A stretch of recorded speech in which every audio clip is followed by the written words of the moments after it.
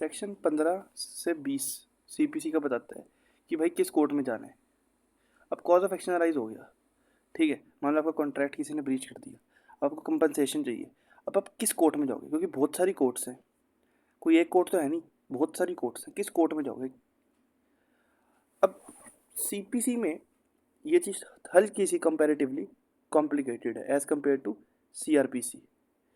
CrPC में यहाँ पे लिखा हुआ है मैंने, सीआरपीसी में शेड्यूल 1 में, जो कि अब बीएनएसएस बन चुका है, इसे बीएनएसएस कर लो सीआरपीसी की जगह, ठीक है। सीआरपीसी काट के बीएनएसएस कर लेना। बीएनएसएस में शेड्यूल 1 में बता रखा है कि भाई अगर मर्डर करा है किसी ने तो सेशन कोर्ट ट्राई करेगा, सेशन कोर्ट। अगर मान लो थेफ्ट करा है तो दूसरी कोर्ट ट्राई करेगी। मतलब साफ साफ लिखा हुआ है। अब जैसा कि हमें पता है कि कोई भी चीज़ ऑफेंस होती तभी है जब वो लिखी हो। अगर कोई चीज़ लिखी नहीं है तो वो ऑफेंस नहीं हो सकती, ठीक है। मर्डर इसलिए ऑफेंस है क्योंकि लिखा हुआ है, डिफाइंड है। थेफ्ट इसलिए ऑफेंस है, डिफाइंड है। असॉल्ट इसलिए ऑफेंस है, डिफाइंड है। तो हर एक ऑफेंस के सामने शेड्यूल में लिखा हुआ है कि भाई मैजिस्ट्रेट कोर्ट ट्राई करेगी, इस ऑफेंस को सेशन कोर्ट ट्राई करेगी। साफ साफ लिख दिया उन्होंने, लेजिस्लेचर ने। पर सीपीसी में पॉसिबल नहीं, क्योंकि सिविल लॉ में हर चीज़ डिफाइंड नहीं है। तो सीपीसी में 3 तरीके की जुरिस्डिक्शन होती है। पहले होती है टेरिटोरियल, दूसरी होती है पेक्यूनरी, और तीसरी होती है सब्जेक्ट मैटर। पहले टेरिटोरियल जुरिस्डिक्शन समझते हैं। ये मेरा मान लो घर है, ठीक है। ये मेरा घर है मियाँ वाली नगर में, ये पीरागढ़ी के पास एक कॉलोनी है, यहाँ पे है मेरा घर, ठीक है।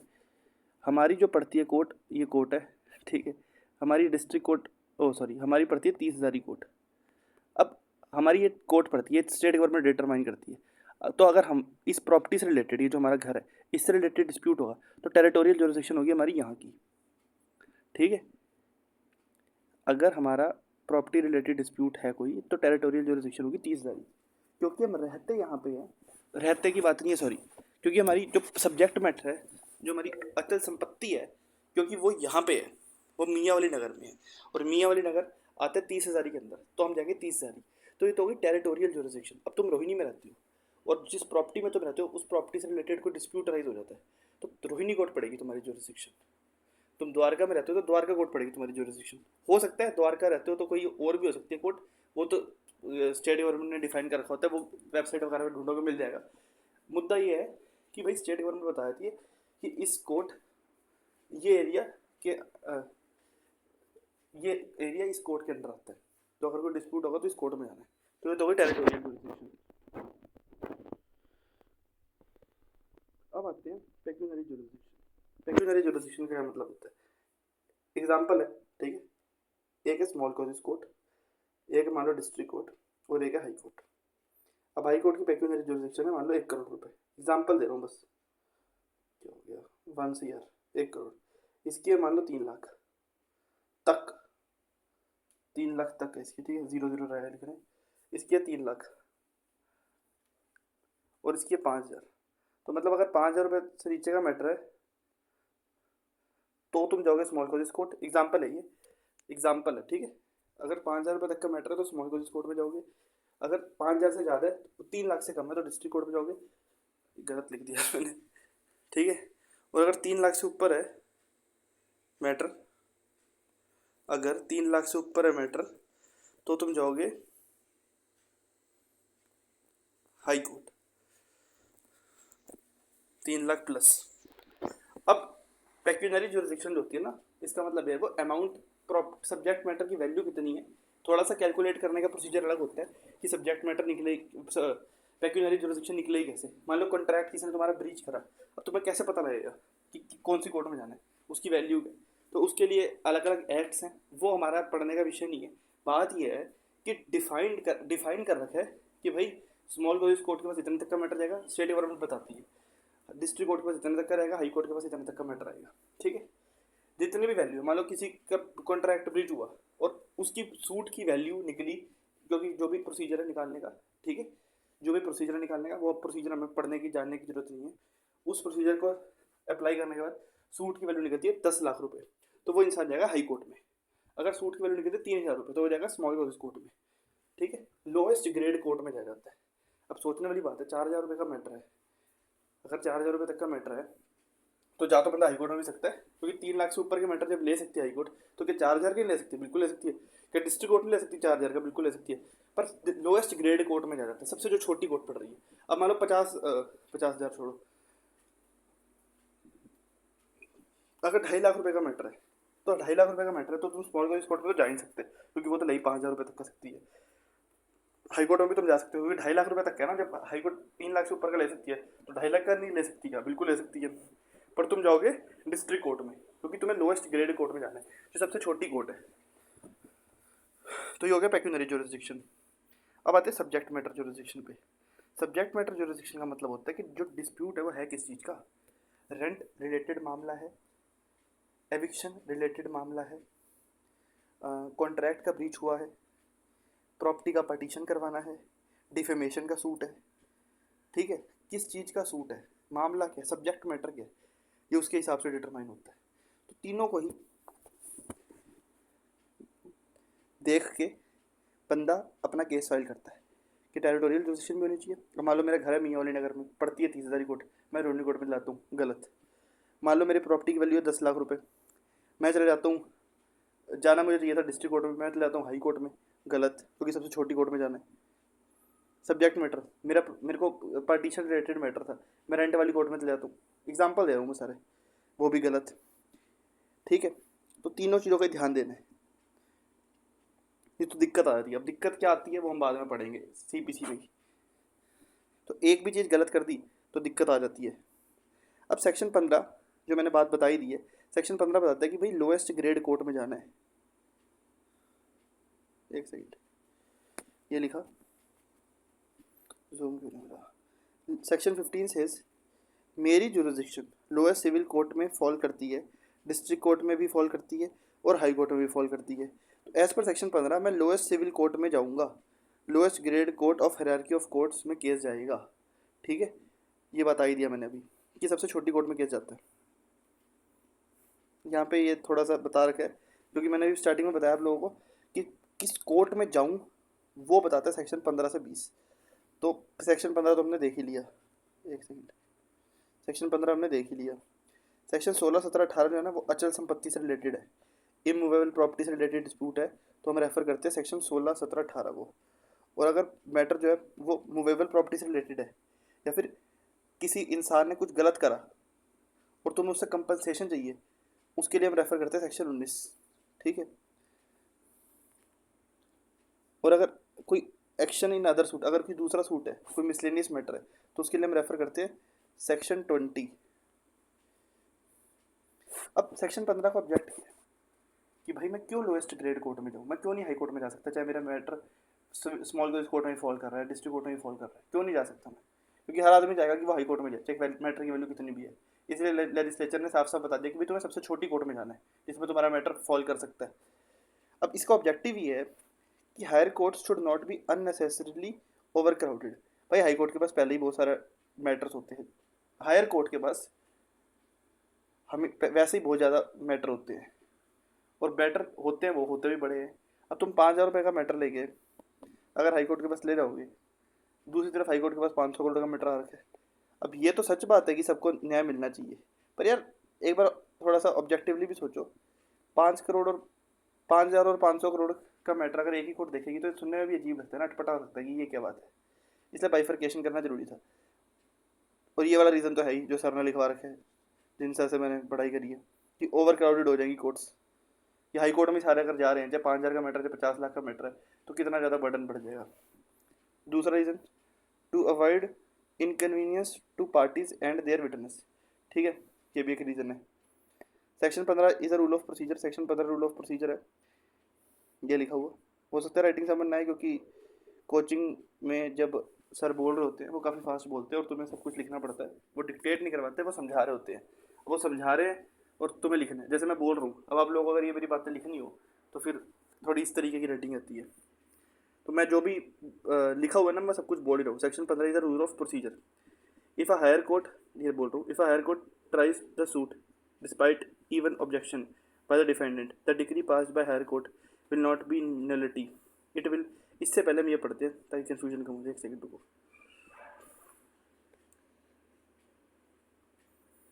अब मैंने भी आप लोगों को टेरिटोरियल जुरिसडिक्शन, पेक्यूनरी जुरिसडिक्शन और सब्जेक्ट मैटर जुरिसडिक्शन का मतलब बताया। मान लो तुमने कोर्ट में केस डाला, उसकी टेरिटोरियल जुरिसडिक्शन नहीं थी या फिर पेक्यूनरी जुरिसडिक्शन नहीं थी, तो फिर वो एक इरेगुलरिटी है और उसे हायर कोर्ट, जो ऊपरी अदालत है, वो ठीक कर सकती है। तुमने गलत कोर्ट में केस डाल दिया, जैसे मान लो हमारा पड़ता है 30,000 कोर्ट, अब मैं चला गया रोहिणी कोर्ट, ठीक है, या फिर पेक्यूनरी जुरिसडिक्शन गलत थी, जाना चाहिए था डिस्ट्रिक्ट कोर्ट, चला गया हाई कोर्ट, मेरे को शौक था बड़ी कोर्ट में जाने का। तो ये इरेगुलरिटी है, और इरेगुलरिटी और इलीगैलिटी में फ़र्क होता है, नाम से पता लग रहा है। इलीगैलिटी मतलब जो चीज़ इलीगल हो गई, और इरेगुलरिटी मतलब जो चीज़ ठीक नहीं है पर वो इलीगल नहीं है। तो अगर ये टेरिटोरियल जुरिसडिक्शन या पेक्यूनरी जुरिसडिक्शन, ध्यान से सुनना, टेरिटोरियल जुरिसडिक्शन या फिर पेक्यूनरी जुरिसडिक्शन में गड़बड़ है, तो फिर ये इरेगुलरिटी और इसे हायर कोर्ट ठीक कर सकता है। पर अगर सब्जेक्ट मैटर, ये बहुत इंपॉर्टेंट बात है, ध्यान से सुनना, ये प्रैक्टिकली और थ्योरेटिकली दोनों इंपॉर्टेंट है, मतलब दोनों पॉइंट ऑफ व्यू से।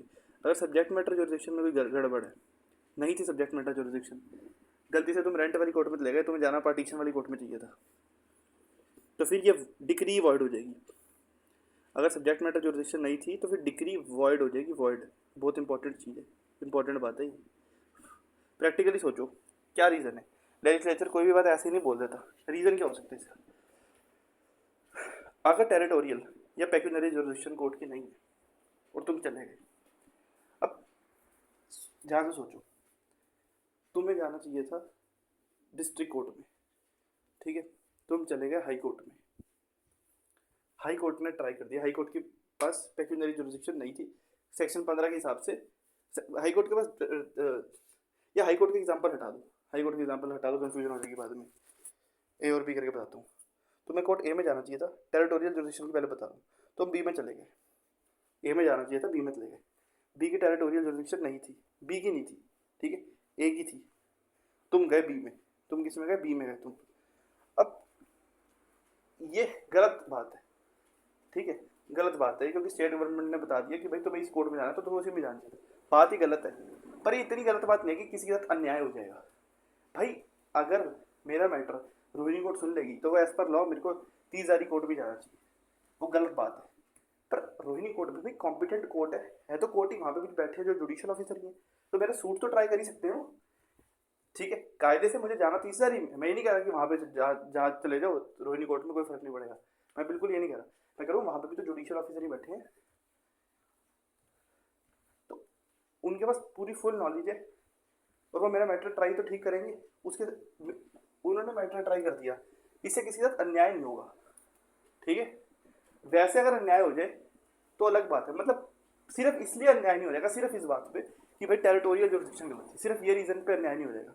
सेम पेक्यूनरी जुरिसडिक्शन के, मान लो मुझे कोर्ट ए में जाना चाहिए था, मैं बी में चला गया, बी की पेक्यूनरी जुरिसडिक्शन नहीं थी, जो कोर्ट बी है वो कम मैटर के, कम पैसों के मामले सुन सकती थी, ठीक है।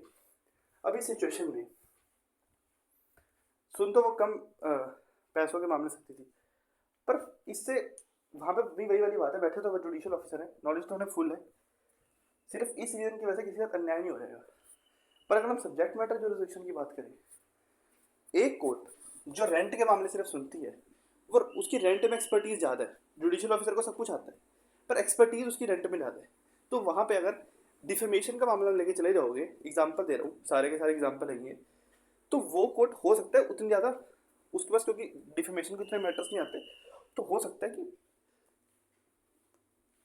उतनी स्ट्रॉन्ग जजमेंट ना हो सकता है अन्याय हो जाए पार्टीज के साथ, क्योंकि वो कोर्ट उसमें उसकी एक्सपर्टीज नहीं है। तो इस वजह से अगर सब्जेक्ट मैटर जुरिसडिक्शन गलत है तो डिक्री वर्ड हो जाती है, पर अगर टेरिटोरियल जुरिसडिक्शन या पेक्यूनरी जुरिसडिक्शन है तो ऐसा नहीं है।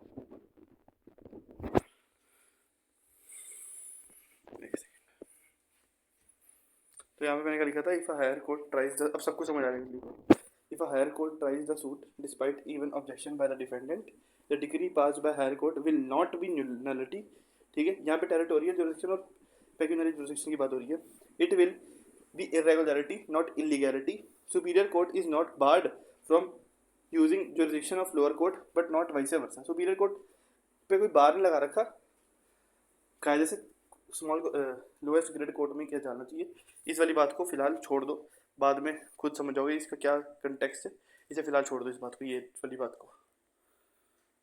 तो लोएस्ट ग्रेड कोर्ट में केस जाना होता है, पर अगर गलती से पैकेटनरी जुरिडिक्शन या टेरिटोरियल जुरिडिक्शन गलत हो गई तो उससे डिग्री वर्ड नहीं हो जाएगी, it is irregularity not illegal.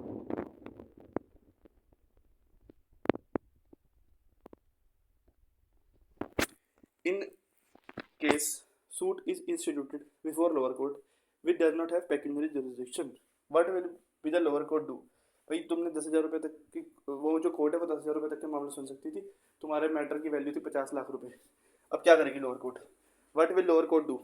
Will it reject the plaint और डिसमिस द प्लेंट और रिटर्न द प्लेंट? तो as per order 7 rule 10 court return कर देगी प्लेंट को, अगर पेक्यूनरी जुरिडिक्शन नहीं थी तो रिटर्न कर देगी और कहेगी कि आप उस कोर्ट में जाओ जिस कोर्ट में तुम्हें जाना चाहिए था, इस कोर्ट के पास पेक्यूनरी जुरिडिक्शन है। अगला सवाल ये वाला, अगर डिस्ट्रिक्ट कोर्ट में चले गए एंड जाना लोअर कोर्ट में था तब क्या होगा? तब भी कोर्ट रिटर्न कर देगी प्लेंट कि भाई बड़ी कोर्ट में चले गए, छोटी कोर्ट में जाना था, तब भी कोर्ट रिटर्न कर देगी प्लेंट और कहेगी कि भाई उसी कोर्ट में जाओ, प्रॉपर कोर्ट में जाओ।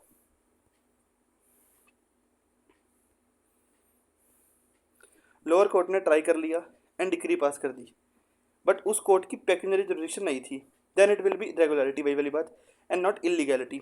हायर कोर्ट इस गलती को ठीक कर सकता है, ये हमने पढ़ लिया, ये जो लिखा हुआ है यही था मेन, वही बात बार बार रिपीट हो रही है।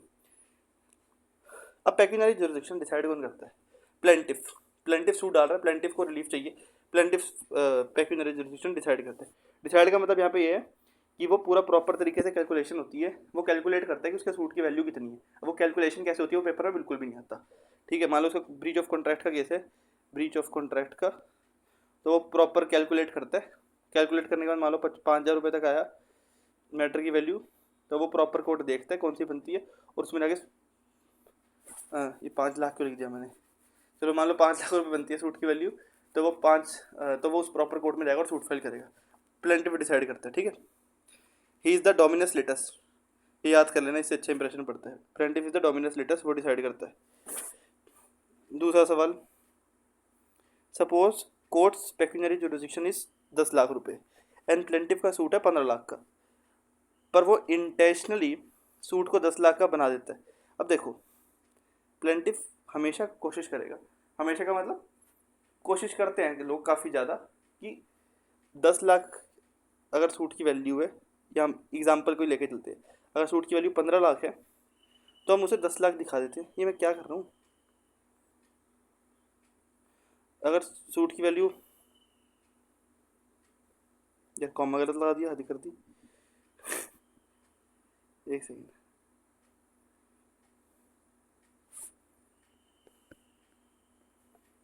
तो अगर सूट की वैल्यू 15 लाख है तो प्लेंटिफ काफ़ी बार कोशिश करता है कि मैं ना कोर्ट को कह देता हूँ कि सूट की वैल्यू 10 लाख है। अब इससे प्लेंटिफ को क्या फ़ायदा होगा? इससे प्लेंटिफ की कोर्ट फीस कम लगती है, जितनी ज़्यादा सूट की वैल्यू होगी ना उतनी ज़्यादा कोर्ट फीस, स्टैम्प ड्यूटी वगैरह वगैरह उतनी ज़्यादा लगती है, ठीक है। तुम्हें मतलब बेसिकली खर्चा ज़्यादा करना पड़ेगा अगर सूट की वैल्यू ज़्यादा है। जो सिविल जस्टिस सिस्टम है वो भी कहता है ना कि भाई ज़्यादा पैसे अगर है तुम्हारे पास, अगर तुम्हारे सूट की वैल्यू ज़्यादा बढ़ी है तो तुम्हें पैसे ज़्यादा देने चाहिए। ये जो पैसे होते हैं सरकार के पास जाते हैं, ये जो कोर्ट फीस स्टैम्प ड्यूटी वगैरह होती है ना चीज़ें, ये सरकार के पास जाती हैं, इसका जो पैसा होता है। तो 15 लाख का सूट है तो ज़्यादा पैसे देने पड़ेंगे तुम्हें सरकार को, ऐसा समझ लो। और 10 लाख का सूट है तो पैसे कम देने पड़ेंगे, तो लोग कम दिखाते हैं बिकॉज ऑफ ऑब्वियस रीजन, पैसे बचाने के लिए। अब तुमने ऐसा करा, कोर्ट को लगा कि भाई तुमने ना जानबूझ के वैल्यू कम दिखाई है, तो अब क्या करेगा जज साहब? व्हाट विल जज डू? जज will ask the plaintiff to prove the valuation. Court जो है, जज साहब जो है वो कहेंगे प्लेंटिफ को कि भाई प्रूव कर वैल्यूएशन, कि हमें लगता है कि भाई वैल्यू ज़्यादा है सूट की, तूने कम दिखाया है। सपोज वो प्रूव नहीं कर पाता, अब वो प्रूव नहीं कर पाता क्योंकि भाई थी 15 लाख रुपए वैल्यू, कैसे प्रूव कर देगा झूठ? Then court will return the plaint, court plaint को रिटर्न कर देगी और उसे कहेगी कि भाई अप्रोप्रिएट कोर्ट में जा, जिस जो कोर्ट 15 लाख रुपए तक के मैटर सुन सकती है उस कोर्ट में जा। प्लेंटिफ ओवर वैल्यूड और under valued the suit and decrease pass, the decree will not B set aside. ये वाली बात बार बार लिखवा रखी है सर ने, क्योंकि ये बात काफ़ी इंपॉर्टेंट है कि भाई अगर ओवर वैल्यू कर दिया या अंडर वैल्यू कर दिया। ओवर वैल्यू मतलब 10 रुपये का मैटर था 15 दिखा दिया, या 15 रुपये का मैटर था 10 दिखा दिया, तो अब कोर्ट रिटर्न कर देगी प्लेंट को। पर सूट सॉरी जो डिक्री है, अगर डिक्री कोर्ट ने पास कर दी, मान लो बाद में पता लगता है कि ऐसा कुछ था, तो डिक्री सेटिस्फाइड नहीं हो जाएगी, हायर कोर्ट इस गलती को ठीक कर देगा। Next question, suppose incompetent court ने डिक्री पास कर दी, एक सेकंड, एंड एपीलेट कोर्ट अपने आप ये चीज़ देख लेता है कि जिसने डिग्री पास करी थी वो कॉम्पिटेंट नहीं थी, तो अब एपीलेट कोर्ट क्या करेगा? तो ये जो है गलती है, इरेगुलरिटी है, और इस गलती को ठीक करा जा सकता है। कोर्ट कहेगी कि भाई स्टैम्प ड्यूटी और दे दे, क्योंकि अंडर वैल्यू तूने कर रखा था, क्योंकि procedure is the handmade of justice. तो एक ऐसी कोर्ट जिसकी पास जो सिर्फ 10 रुपये तक के मैटर सुन सकती थी, तुमने 15 रुपये का तुम्हारा मैटर था, तुमने 10 बोल के डिग्री पास करवा ली मतलब कोर्ट ने डिग्री पास कर दी, भाई नहीं पता लग पाया, डिफेंडेंट ने ऑब्जेक्शन वगैरह कुछ रेज ही नहीं करे, तो 15 का मैटर था, तो मैं ऐसी कोर्ट में लेकर तो 10 तक का ही सुन सकती थी, कोर्ट ने डिग्री पास कर दी और डिफेंडेंट ने ऑब्जेक्शन नहीं रेज करे। तो इस सिचुएशन में अब हायर कोर्ट इस गलती को ठीक कर देगा, नहीं हायर कोर्ट तो कह रहे यहाँ पे कहीं लिखा, सॉरी हाँ हायर कोर्ट ही है, एपीलेट कोर्ट। एपीलेट कोर्ट इस गलती को अपने आप ठीक कर देगा, ठीक है, और उसे कहेगा कि भाई स्टैम्प ड्यूटी दे दे, और क्योंकि तूने अंडर वैल्यू कर रखा था स्टैम्प ड्यूटी, क्योंकि मैंने भी बताया था कि 15 रुपये का सूट है अगर तो स्टैम्प ड्यूटी ज़्यादा होगी, और 10 रुपये का सूट है तो स्टैम्प ड्यूटी कम होगी। Procedure is the handmade of justice, ये जो एंड में लिखा हुआ है इसका क्या मतलब होता है? इसका मतलब होता है भाई प्रोसीजर जो बनाया ना वो इसलिए बनाया था कि जस्टिस आसानी से मिल जाए। It should never beats mistress. Procedure बनाया ताकि जस्टिस आसानी से मिल जाए। मान लो प्रोसीजर ही ना हो तो जस्टिस मिलना बड़ा मुश्किल हो जाएगा ना। अगर ये सिस्टम बनाई नहीं रखा हो प्लेंट का, WS का, सम्मन का, तो तुम कैसे कोर्ट को अप्रोच करोगे? कोई तरीका ही नहीं होगा। तो इसलिए ये प्रोसीजर बनाया हुआ है ताकि जस्टिस आसानी से मिल जाए। पर प्रोसीजर से जस्टिस ही अगर वो हो रहा है, लेने में मुश्किल हो रही है, प्रोसीजर की वजह से जस्टिस लेने में मुश्किल हो रही है, तो ऐसा प्रोसीजर ठीक नहीं है, क्योंकि प्रोसीजर का तो मकसद ही जस्टिस मिल जाए आसानी से ये है। अगर प्रोसीजर की वजह से ही नहीं जस्टिस मिल पा रहा तो भाई ये चीज़ ठीक नहीं है ना। तो इसलिए procedure is the handmaid of justice and it should never be mistress. तो यहाँ पे अगर हम वो वाला प्रिंसिपल अप्लाई करें, कोई बात नहीं, अंडर वैल्यू होगा तो सूट, एपीलेट कोर्ट जो है वो कहेगी उसे कि स्टैम्प ड्यूटी ज़्यादा दे दे, डिग्री सेटिस्फाइड नहीं हो जाएगी।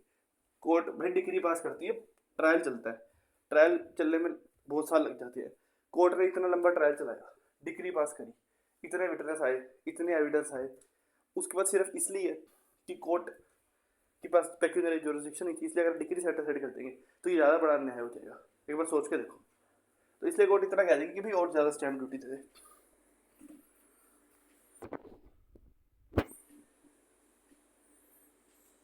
ये हो गया हमारा सेक्शन 15 कंप्लीट।